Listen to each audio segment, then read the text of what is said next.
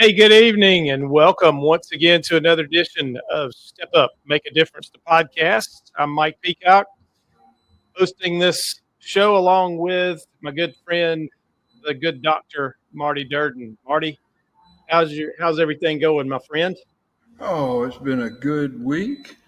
We're starting back to school. It's shorter, and everyone's probably noticed our new improved logo, which Mm-hmm. one of my students, Tatiana DePino Candida Ferreira, uh, Say that social fast three media times. extraordinaire from Brazil, who plays soccer for us, and will be helping us in the future to try to make us look better. Although she's got her work cut out for her, making you and I look better.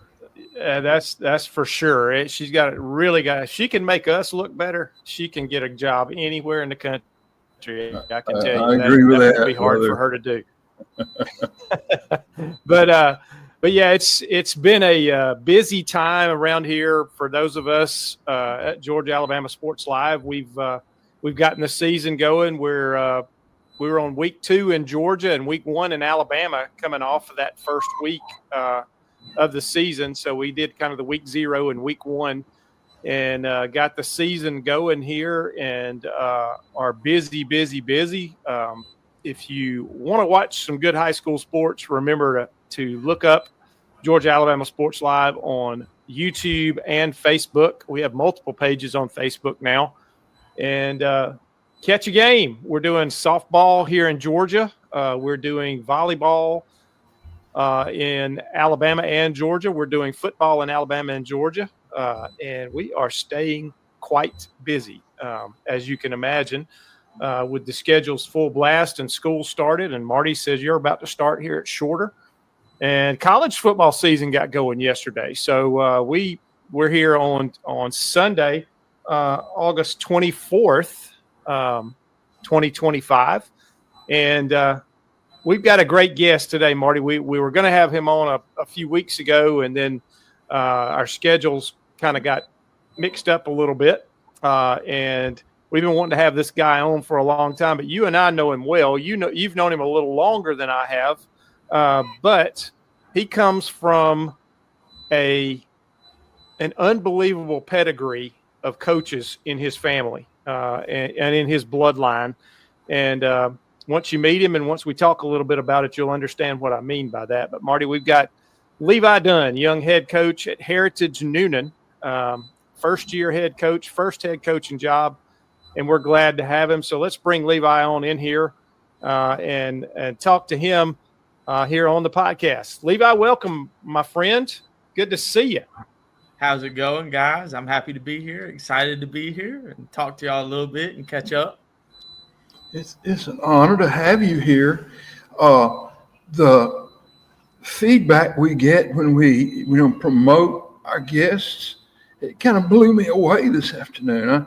I'm sitting in my house just kind of enjoying life, and I'm just getting hammered with texts.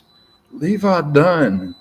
And so there's a lot of people, I think, probably sitting out there eager to see you and hear what you got to say, man. It's awesome.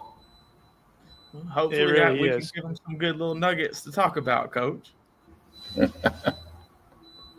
Well, Levi, to say Marty and I are proud of you is probably an understatement because we both knew you a couple of 3 or 4 years ago when you were offensive coordinator at Calvary. Since then, you've had 2 stints as a graduate assistant at the collegiate level, and you have now come back and landed your first head coaching job, and you're up at the Heritage School, which is a beautiful school in Noonan, Georgia. Beautiful campus, great facilities, and they're trying to, I think, get their football program rebuilt and get it back on track. And I know when we played them at Calvary, Levi, they wore us out pretty good. And they had some really good athletes, and they had a great year. But since then, it's, like programs do, especially at small schools, you have that up and down cycle, and they've been in the down cycle for a little while and trying to bring it back the other direction. So They've got a fresh new face in there, and we're proud. We're proud to have known you, proud to have worked with you, and so proud of the opportunity you've got up there.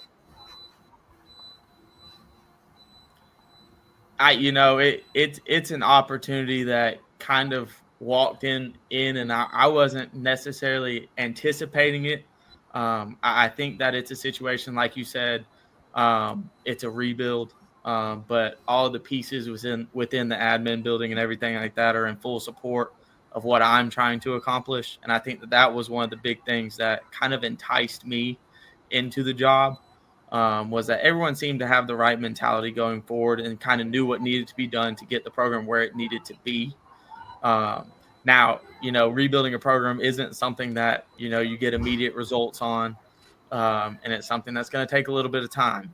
But I think that all the right pieces and the foundation is being laid to where, within the next 3 or 4 years that the team can turn around and can be, back to what we kind of dealt with a couple years back when we were at Calvary, Coach.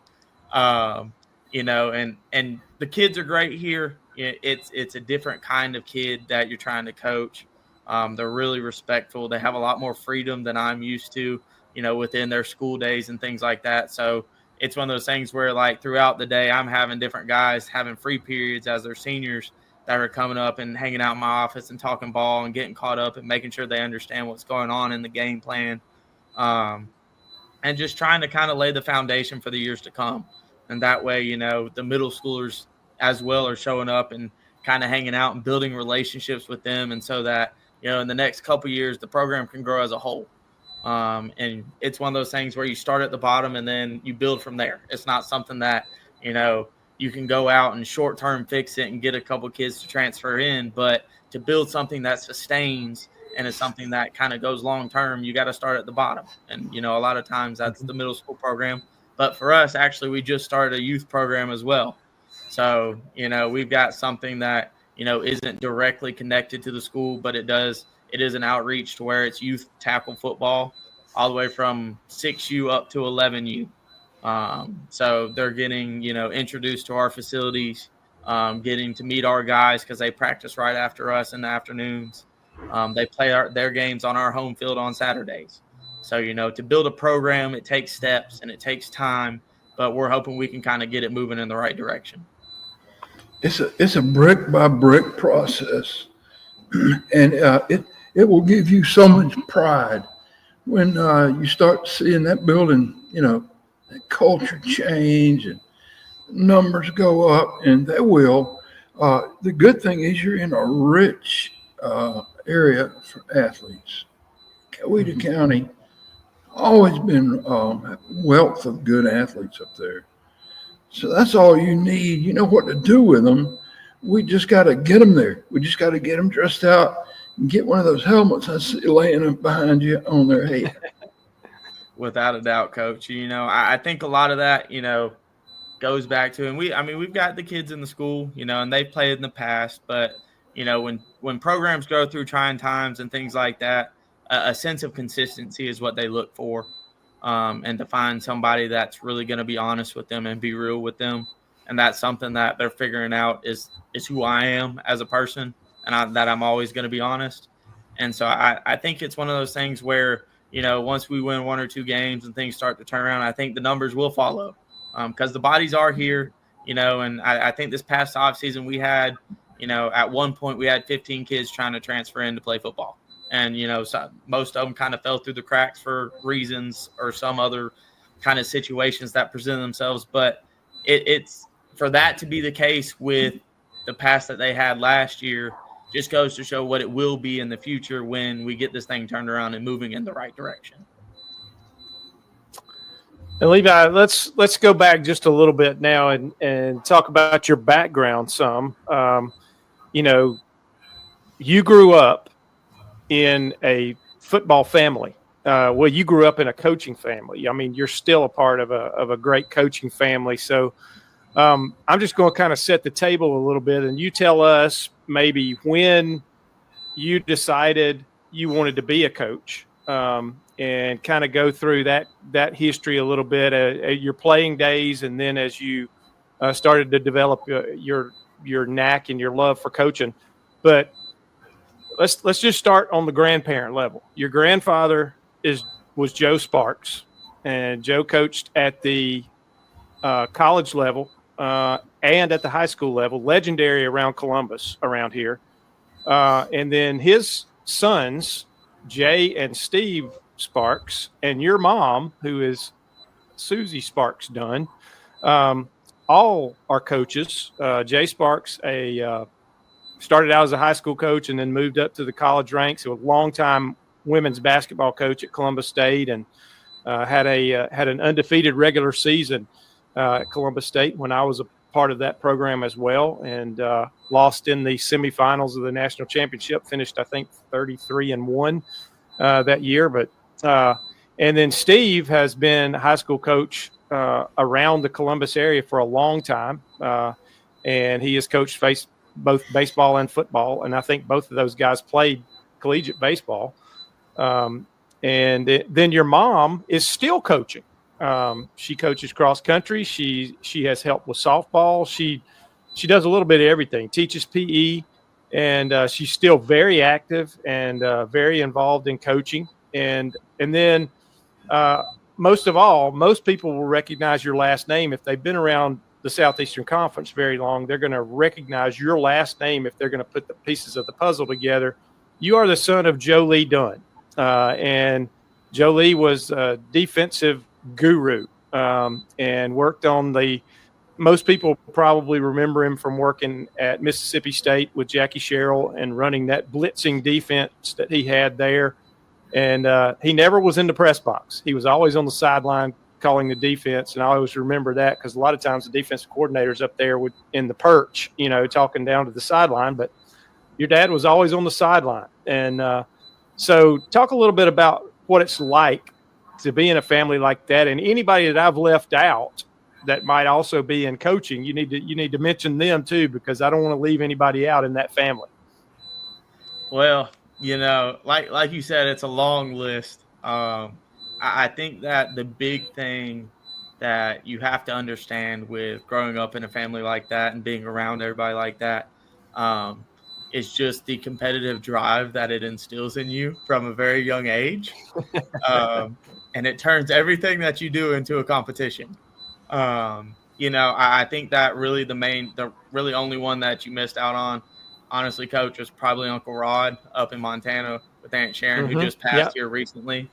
Right, who right. Played for the Braves. Played for the Atlanta Braves. Yeah, played for the Atlanta Braves. Yep. Yeah. And then I think Charlie's coaching too. Uncle Steve's son, his oldest. I'm pretty sure he's still coaching track and cross country. I can't remember exactly which school he's coaching. It's up in Atlanta though.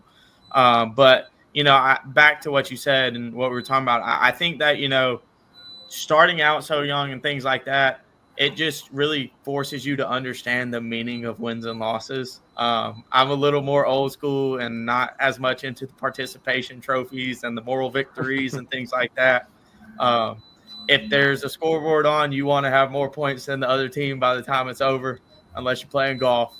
But I think it's one of those things where, that kind of equipped me, both on the field and off the field.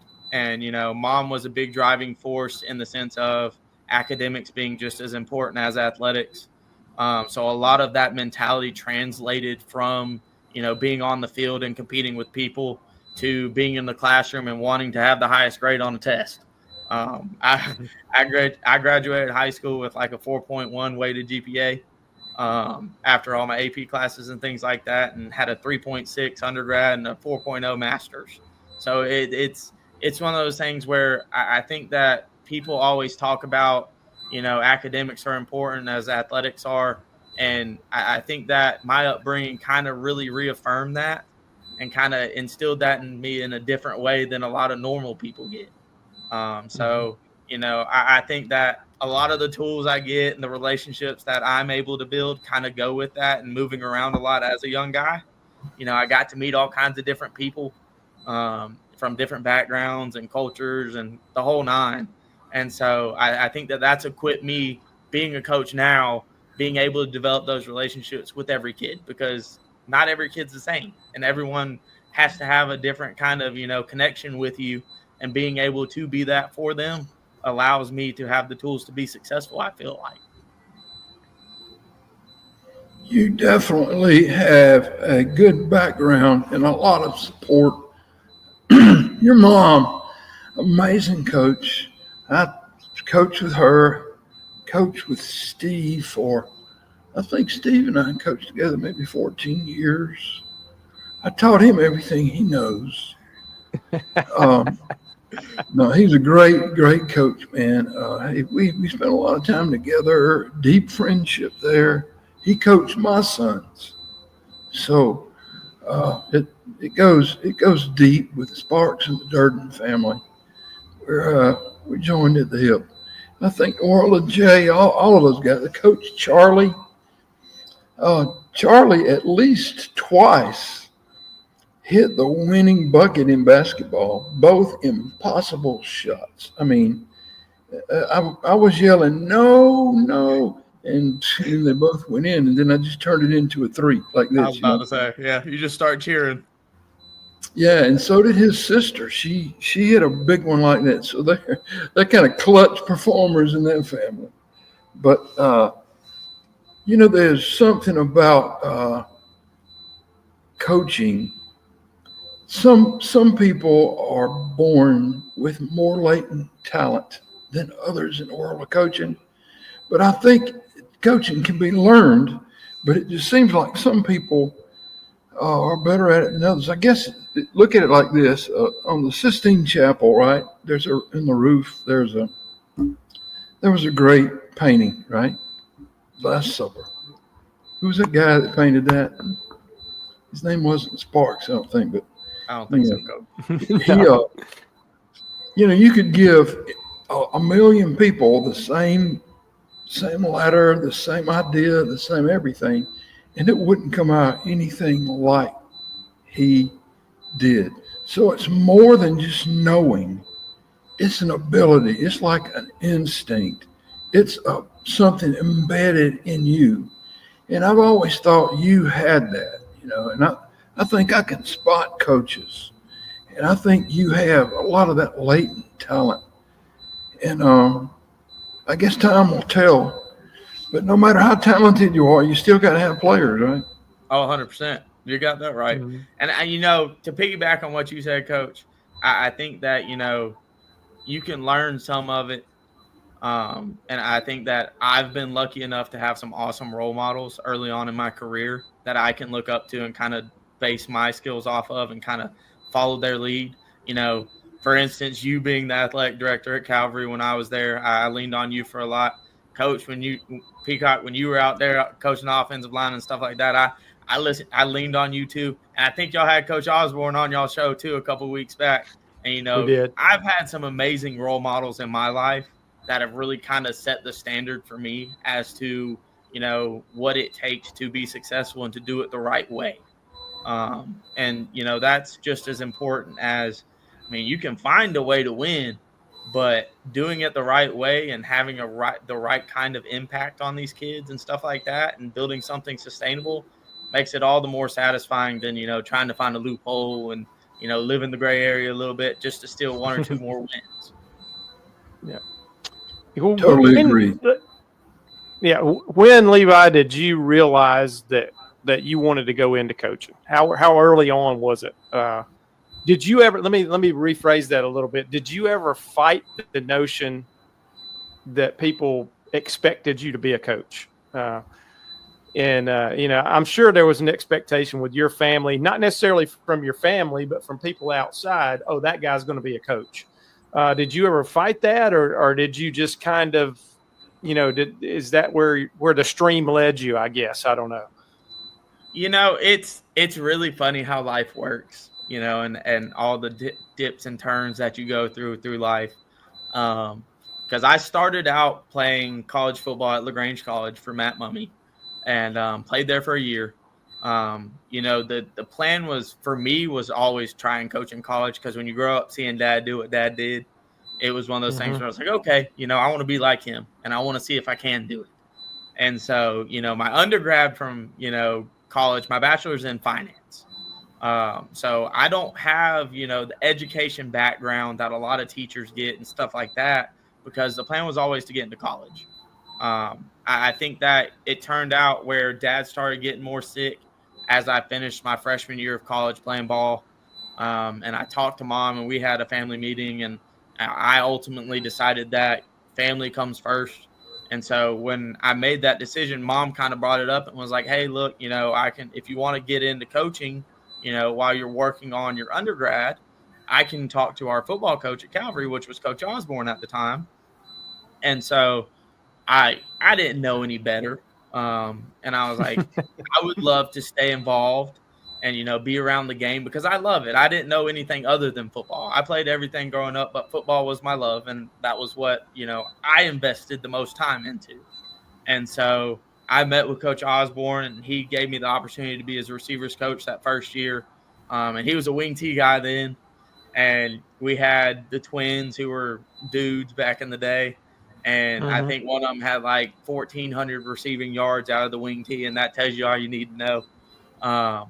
And at that moment, I was like, okay, I enjoy this. This is, you get a unique sense of satisfaction from it, and the work you put into it, and the results that you get from it, and building those relationships with those guys. And being so young at the time, I didn't know right from left with the relationships with the players. And I just kind of went with it and ran it naturally, running my own position when I was 19 years old and dealing with these guys that are seniors in high school that are 18. And I think that it kind of caught on, and I got a lot of return on my investment into it. And, I jumped from there and went to Northside for 2 years because they were running the offense that I truly wanted to be a part of, like an up-tempo kind of 11 personnel offense that I ran when I was in high school. And I love Coach Osborne to death in the wing T, and I respect it, but that wasn't really my game. And so, I figured out that really was what I loved, was that kind of offense and that style of play. And so I put in 2 years there, and then me and Coach Osborne linked back up, and that led into the 2020 state title team. That was my first year as a coordinator, and I was trying to figure it out as I went. The year started out supposed to be half wing T, half spread. And by the time we got to the second or third game, it was like, okay, we're going to full sail it and go spread. And he was like, you got it. Just run with it. And so, I think that once I got that opportunity, I was like, okay, I enjoy this. This is what I want to do. And so at that point, it was like, and me and Coach Durden had many conversations about me wanting to get into college and things like that. And so I was happy being a coordinator in high school, but coming from a family that's full of competitors, I had to embrace the challenge. And in my mind, that was going into college and seeing if that's what I wanted to do. Because to me, it was never about being in the pros. So being in college and having an opportunity like that for 2 years as a GA was something that really kind of opened my eyes. And the part that a lot of people don't realize is I was on defense those 2 years. And so I figured out the whole other side of the ball and learning a lot really fast when I've been focusing on offense for the past 4 or 5 years of my start of my career. And then you get into defense, and it's speaking a foreign language and figuring it out on the fly. And, that kind of was a reality check for me, and to figure out, as a coach, you're always learning. And that's something that a lot of young guys don't realize. And I think that, I was humbled in that sense. And I love a challenge, so I took it head on, and we ran with it. And I think that's really when it clicked to me that this is what I want to do. And I was invested at that point. Mm-hmm. I think when you stop learning, stop wanting to learn, it's time to move on, do something else. Because there's always, that's the thing about football, there's always a new idea. Right. And we all learn these things from someone else. Levi, I never told you this, but I came out of high school, where I learned football. It was wing T. It was wing T. And maybe that's why I hate the wing T so bad now. But, well, Coach, everything I do is built off wing T principles now. We've talked about this. Yes, and it's the language is basically wing T. It's T formation language. Correct. Yeah. But I'm glad to see that you're still learning. And you never stop learning. And when you approach it from the standpoint, I want to learn more, That's just makes it so much more fun, so much more rewarding. Your team's more productive. That's the whole thing is chasing knowledge, isn't it, in football? It is 100%. And, Coach, I think the fun part for me here is our athletic director, Jake Copeland, was actually the head coach when we played him, Coach Peacock, back those couple years. Mm-hmm. And he's a Mm-hmm. defensive guy. So, and he's a younger guy. And anytime I need anything, or if I have any football ideas, or if I, am wondering anything, I just walk right over to his office and we sit down and we talk through it, and he's got my back on it. And I'm always learning from him, what to expect within, not even just on the field, X's and O's, but being a head coach.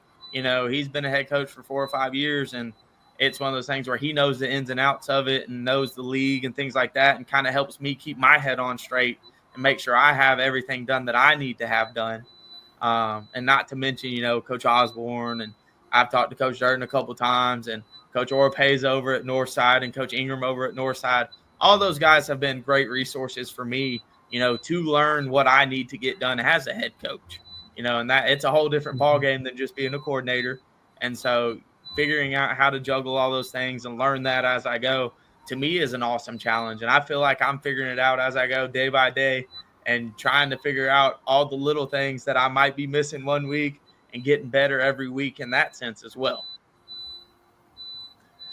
Well, Levi, and we mentioned the fact that your dad was a defensive guru, and I have told a number of people that despite your young age, you are an offensive guru. I mean, you have Really? more knowledge on the offensive side of the football than a lot of people who are twice your age who are running offenses. And you see things. I've told several people this, that what impressed me about you is you see things, and I have to look at it 5 times before I see it. You see it right away, and you pick up on things. You've got that knack, and that's what I kind of think is something about your family, man. It's genetics or something, but you pick up on things so fast, and you see things so fast. And I remember you and I having lots of conversations where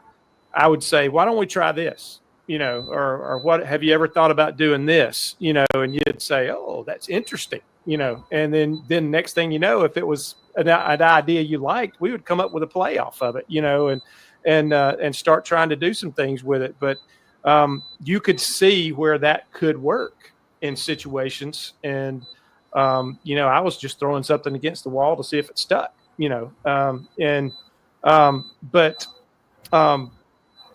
I love what you said too about constantly learning. And I think a lot of coaches forget that. I think a lot of coaches get to a point in their career and they kind of think, hey, I got this now.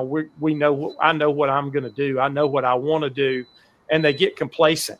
They don't realize they're being complacent, but they're being complacent. And that's when they start getting passed by other people, because other people like you, whether they're young and hungry or whether they're old and hungry, they're still learning different things, and they're picking up things, and they're not afraid to try new things. They're not afraid to put in a new wrinkle. They're not afraid to, let's try this way. And I think you've always been kind of that guy.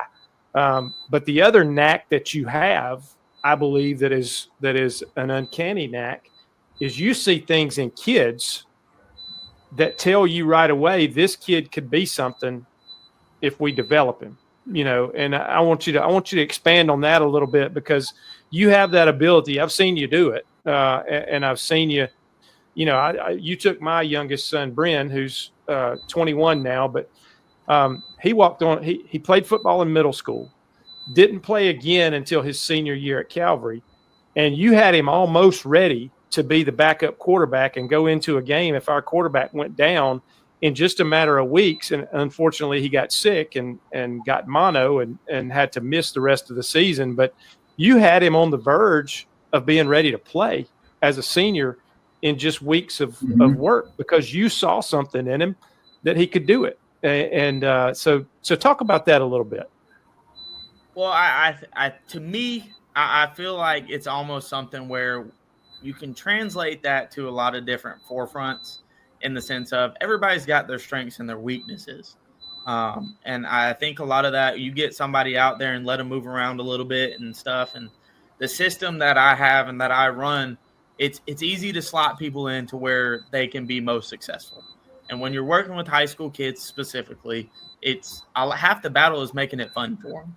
And I think that kind of translates back to what we were just talking about, not being, so firm and not being against the creativity and trying new things and things like that, and being a little more flexible.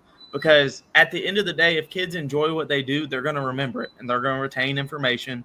And then all of a sudden they're going to be more invested into something that they're doing, and they're going to want to be good at it.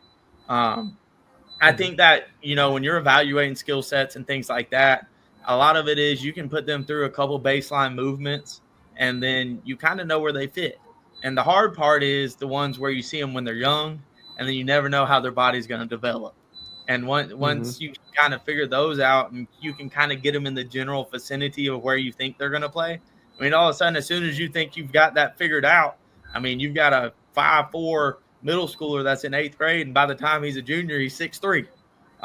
So, as much as I would love to sit here and say, oh, yeah, I've got it down to a science, there's no telling a lot of times. And to me, the trick of the trade is once they get older, you just got to make it fun for them and make sure they're having a good time. And all of a sudden they're going to be invested and they're going to want to be good in it. And when they want to be good at something, then all of a sudden that extra work that everyone needs to get to where they want to be, that everyone dreads doing and spending some of their free time working on something that might not be the most fun when they would be wanting to hang out with their little girlfriends or, whatever it may be. Yeah, it becomes time where, okay, I'm going to invest 15 more minutes into my footwork, or I'm going to invest 15 more minutes on the jugs machine after practice. But all of it stems back to relationships. When you build a relationship with that player, all of a sudden you know what you're getting, and they know what they're getting out of you too. And when they know that, then they're going to run through a brick wall for you, and they're going to play as hard as they can every single snap, and they're going to give you everything they got. That's exactly right. I mean, we mention every week on the show, we've had some great coaches coming here, and there's not one of them who's come through who hasn't brought up the concept of relationships. That's what it is. Coaching is one giant relationship that lasts for years. I mean, I've coached guys in the 70s that we're still friends. We still lean on each other, and they're old men. I mean, I'm an old man. I'm an older man. They're old men. So these relationships go on for decades, Coach, and you're beginning to tap into that already. And just remember this: you're right about the learning, because I heard someone say it's what you learn after you know it all that counts. And it's just, you dive into learning and curiosity and experimentation. You try to, does this work? Most of the innovations, trick plays or whatever that I've used down through the years came about by accident almost. Something happened in practice and you think, hey, that might work. And we do something with that. Yeah, do something with that. So it's all about looking with open eyes, objectively at every player, and don't just pigeonhole a guy. I remember one time when I was at Tri-County basketball, we had this kid named Ralph Blue, super athlete, could jump through the roof, fast, great kid. But he was 5'8". He was 5'8", right? And we're playing in a league with 6'7", 6'8" centers. And then one day it dawned on me, Ralph plays 6'5", but he's only 5'8".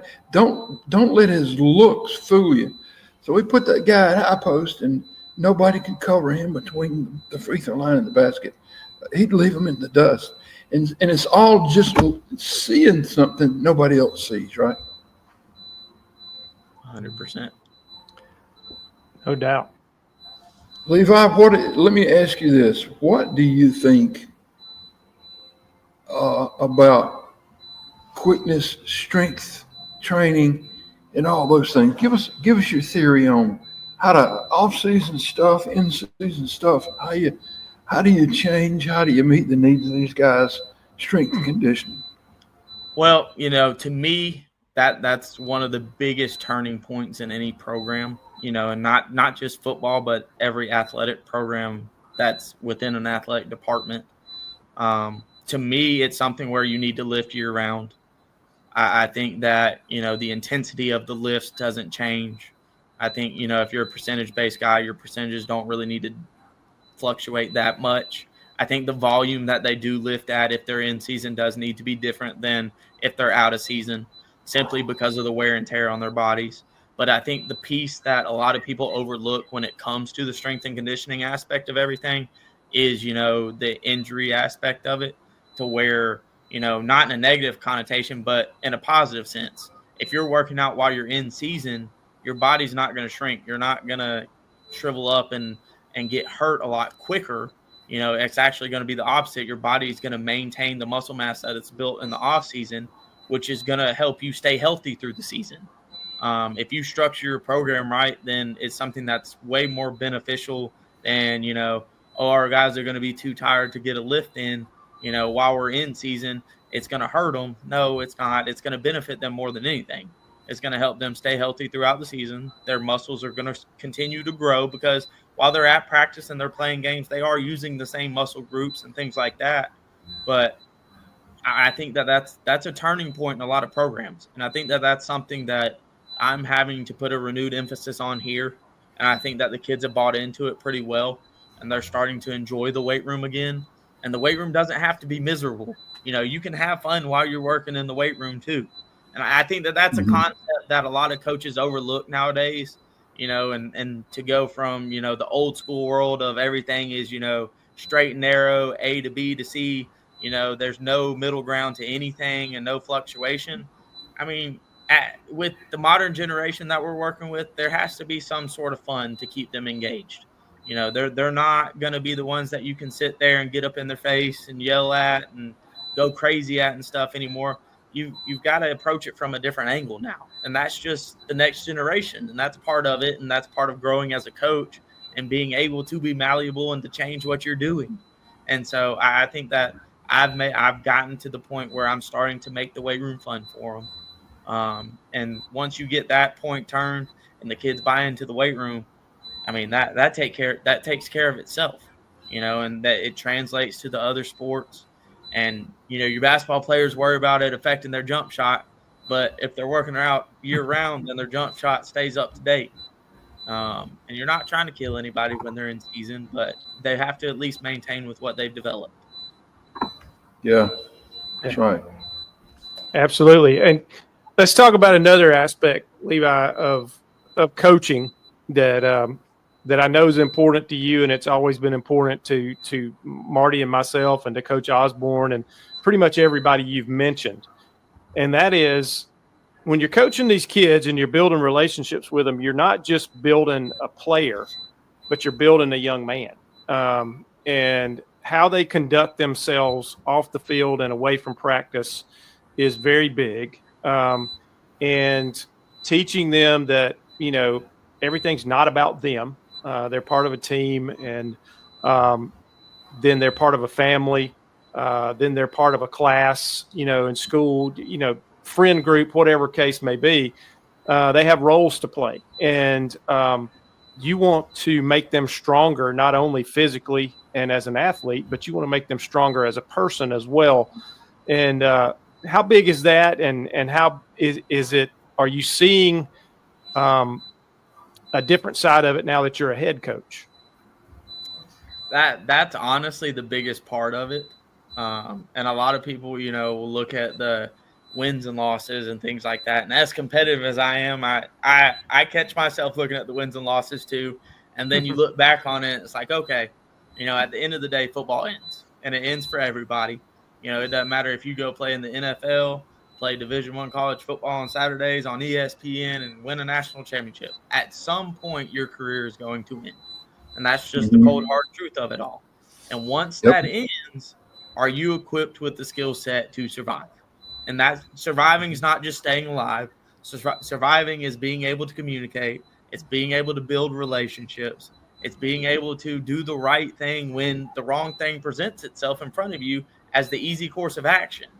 I think that, being a head coach, there definitely is something that, I haven't experienced before, a kind of sense of ownership that I'm kind of finding the balance with, and understanding that these kids are a direct representation of who I am and how I run the program and things like that. And so I try and take a lot of pride in the sense of I want my guys to have fun, but I want them to do it the right way, and that's how they carry themselves in a classroom. It's how they make what grades they make on tests, and if they're putting time into study, or and how they communicate with their teachers, and making sure that they communicate on the front end of things rather than not showing up and then all of a sudden it's like, oh, I'm sorry, I forgot to tell you, when it only takes 2 minutes to send a text message or an email. I think that, the big thing that I'm trying to help our guys understand right now is the importance of communication. And that kind of translates into the afterlife of football, in a sense of, if you're at a workplace and you don't communicate that you're not coming in and it's a no call, no show, you're liable to get fired after 2 times. If you're not going to make it to practice, it's the same concept. You have to be willing to communicate and take that little extra time on the front end of it to let me know, hey, coach, I had something come up. I have some family stuff going on. I'm not going to be there. And I've got it to where, for the most part, all our guys still show up to everything. But if they have something going on, they know they can come talk to me and tell me that, coach, I had something that came up. I couldn't control it. It's out of my control. What did I miss? How can I get caught up? And it's on the front end of things. And, to equip them with those kind of skills going forward in life is what you have to do. And there's a lot of little things that I'm figuring out because I am a younger guy. And, there's a lot of things I'm still growing in, in the aspect of life. I've been blessed to have an awesome coaching staff with me who have all, kind of had a lot of experience in it. And I think Coach Peacock, Chip Siegel's coming up and helping me out a couple of days out of the week. And he's been awesome for me to lean on. And then one of my co-DCs has been coaching for over 35 years himself. To get little nuggets from them on how we can help these guys be successful on and off the field, because they've done it for so long. And there's some stuff that I miss, and I'm not afraid to say that I miss stuff. I know I'm young and I'm growing and I'm learning too. So, things that I can learn and then I can pass on to them so that they are structured to where they can be successful when football ends, and they can know they can call me whenever they need something. I still have guys that we coached at Calvary that reach out to me all the time. And so, anything like that, I feel like is, something that I can help them be prepared for anything that comes their way. Even if I didn't give them the answer in the moment on the front end of it, if they have something that comes up where they're like, oh man, I don't know what the answer is to this. Oh man, I don't know which way I need to even start working. They feel like they can call me and ask. And they know that I'm going to be honest and I'm not going to give them some made up answer. And I'll be like, look, I don't know the answer. I'll go find it for you. And then I'll call you right back. But no, I think that's the big thing, is getting them prepared for after they play football, whatever level they get to. And I ain't got no Division I guys over here, but I do have a couple that strive to play D3 and AIA ball.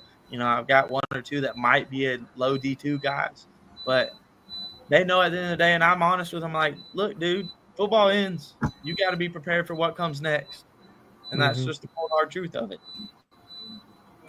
Yeah, we had another young coach on recently, and I'll just tell you, it was Coach Ian Headley, who's at Brookstone now. And right. Coach Headley said when he got to Brookstone, he realized that if he took football kind of out of it and then started working on the aspect of life and making football the secondary thing, he said that's when everybody kind of bought in. And, he's got those guys going pretty good. He's got a pretty good group of athletes, but he's got those guys going pretty good. And he said, these kids that I'm coaching here, they're going to be successful at life. He said, and when I realized that, and we made it about life and not all about football, he said that's when, things really started to click. And I think you're picking up on some of that too at Heritage. is that everything doesn't have to be about football. You don't have to eat, sleep, and drink it, for to be successful at it. But you do have to eat, sleep, and drink things to be successful at life. And I tell you, there's not another sport anywhere, I don't believe, that teaches you more about concepts of life than football, because you go through the whole gamut of everything in the game of football. Last thing I want to bring up here, Levi, it's been a great interview. What do you think? I think one of the guys who has really been a good influence on me, you, and Mike is this guy named David Spitzmiller. Oh, Lord. And he brings a certain passion to the game. And I know you and him have been great friends. So I just want you to, before we close it, I want you to say a few things about your relationship with Coach Spitzmiller.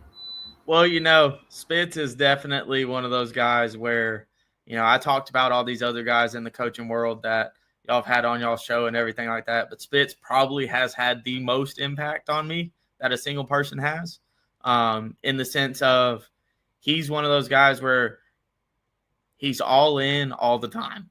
And so it's one of those things where I've always taken his lead in a sense of he set the tone for the level of intensity that you have to be successful in a lot of senses. And that takes a lot of forethinking and kind of analyzing problems before they even become problems.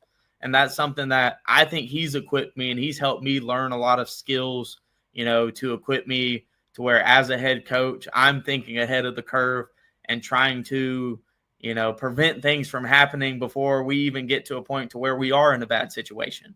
I think that I know probably about it. I wouldn't be where I'm at without him, in a lot of fronts, both as a young man and as a coach.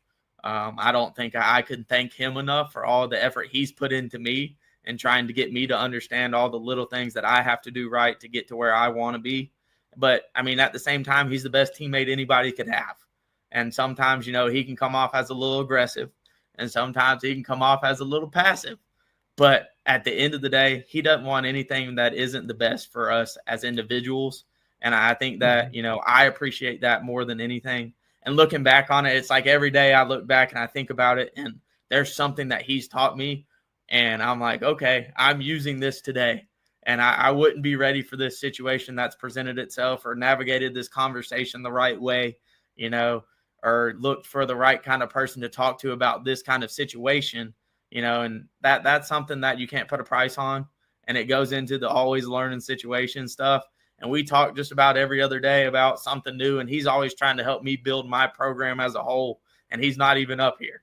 He rides down the road, and all of a sudden he calls me and he's got an idea. And he's like, have you thought about this? And I'm like, I haven't thought about that, but that's a great idea. And I think I probably need to run with that and get that one done. He was like, well, I'm just here to help out. And I said, I wouldn't be here without you, my guy.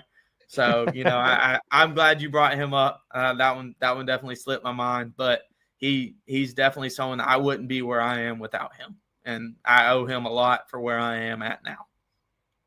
I'm the same way. And I want to tell one David Spitzmiller story here because he's so dear to all of us. Years and years ago, when we began the FCA in Columbus, it went about a decade there, no FCA at any school. So I took on the initiative to bring it back. So when I met David about that time, and so we started making calls on people and saying, would you be interested? Would you donate money?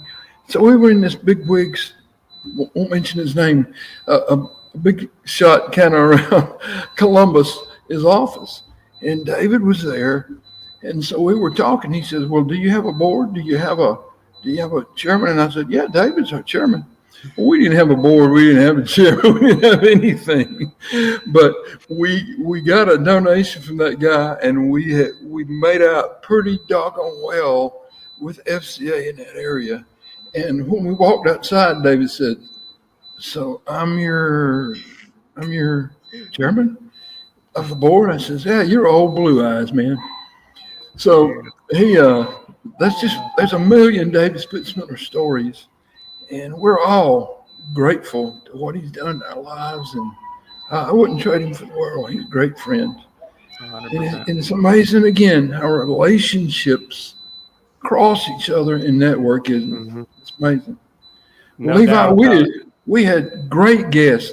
I've got this idea that one day, Coach Peacock, this is totally spontaneous. You may object to this. It's live on the air now. We ought to have the Sparks family.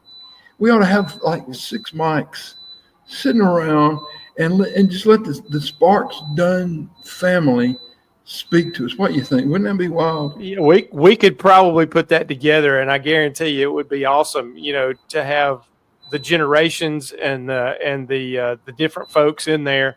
We could probably set that up and make it work. That's a great idea, Marty. That would be awfully fun to do. But Levi, you mentioned, of course, I work with David every day now, and Right. and I'm with him quite a lot. So I know exactly what you're talking about. When he has a thought, he acts on it. But so he don't want to file it away and come back to it because he's afraid he'll forget it. So when he thinks of something, he will spontaneously call, and he calls me. He calls you. I'm sure he calls Marty. But he calls Robert Moore at CSU all the time. He has a thought, and it comes to him, and he just makes that phone call, and he acts on it right then. But you also mentioned another name a few minutes ago, Levi, that I want to expand on just a little bit, and that's Chip Siegel. Coach Siegel, is legendary in Alabama. He was a longtime coach. He was long time at Lynette, had a ton of success, mostly as an assistant coach. But you talk about knowing the game, and you talk about 100%. knowing kids. And, he has a great following now on Football Talk with Coach Chip. I think he's doing a podcast now. He's doing a lot of video series and things like that, where he is actually coaching coaches. He's gotten out of coaching kids, except for what he's doing with you now, on the side a little bit, but he's coaching coaches almost every day.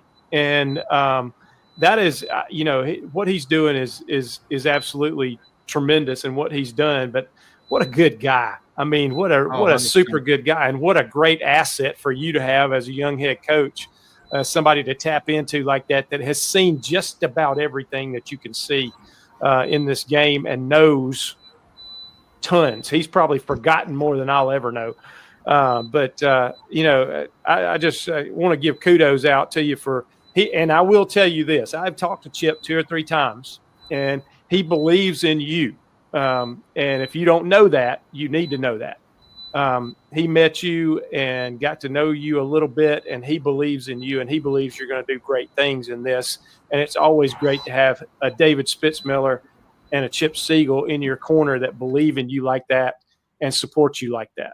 And it goes back to what you talked about earlier with relationships.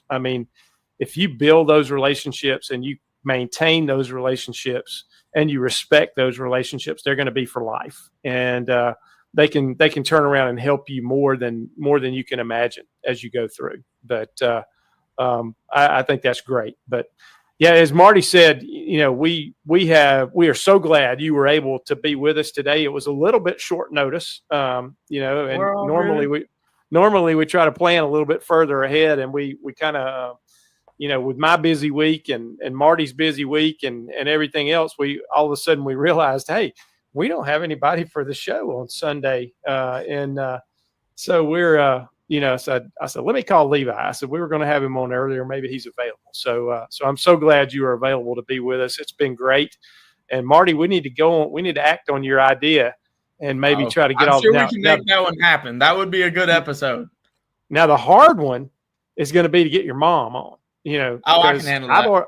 I've already talked to her once.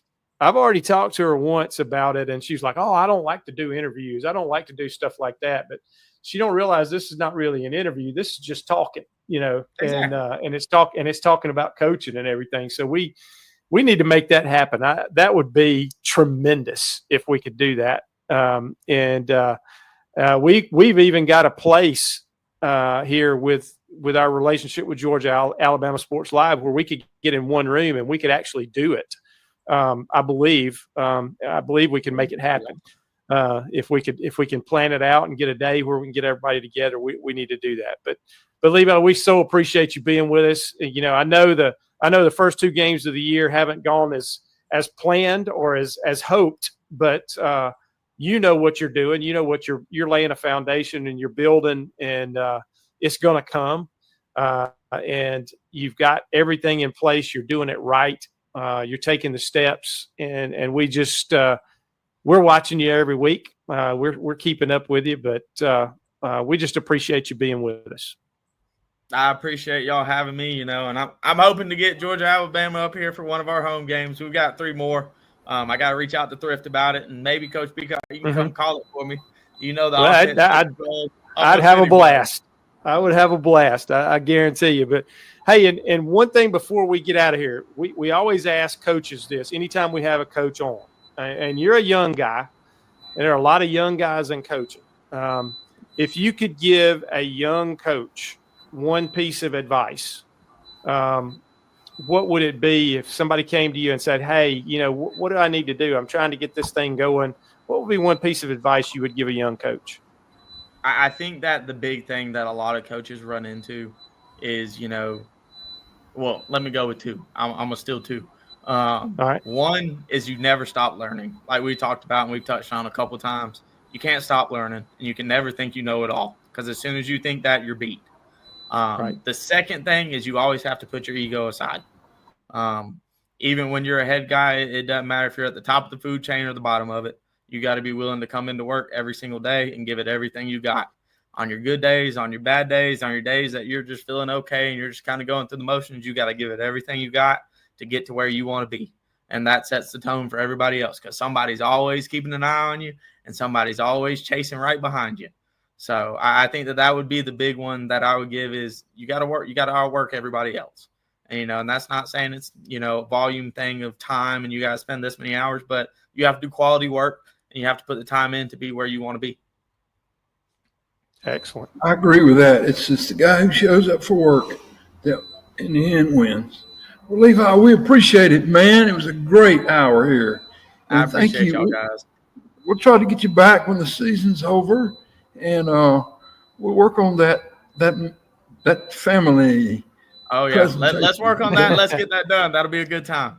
That'd be a good one. Buddy. That'd be a good one. But, hey, and I tell you, you know, folks, as we always say, we've got another young man here who has gone into this profession, and he has chosen, as we always say, to step up and make a difference in the lives of young people. So everybody out there watching us, young coaches, old coaches, people who aren't coaches, be willing to step up, be willing to make a difference in somebody's life. You don't even realize how valuable that is to you and how much it will do for you as a person if you decide to do that. But we appreciate everybody tuning into our podcast tonight. Levi, good luck to you in the coming season and in the coming years.